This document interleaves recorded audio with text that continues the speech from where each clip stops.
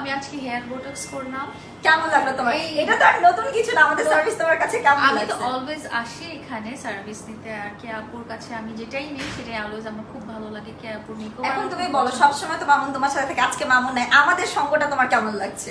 Different. ওকে তো অনেক miss করছি আমি, আমরাও মিস অনেক মিস করছি। কারণ ও থাকলে এটা এই পরিবেশ এরকম থাকতো না, এতক্ষণ হাসি হাসি দুষ্টামি শুরু হয়ে যেত। ও থাকলে আমার কাছে মনে হতো যে ঈদের মতো চাঁদ রাতে আমি আসছি। যাই হোক, ওর কাজে গেছে।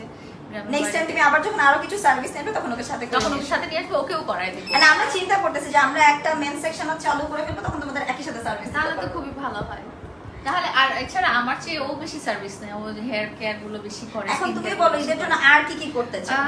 আমি একটা হাইড্রা ফেশিয়াল করবো আপুর কাছে, আর দেখা যাক আপু যা যা সাজেস্ট করে। বিকজ আপু তো আমার অনেকদিন আগের বিউটিশিয়ান, উনি জানে যে আমার কোনটা হলে ভালো হয়, কোনটা হলে খারাপ হয়, কোনটা দেখতে সুন্দর লাগে, বা কোনটা আমার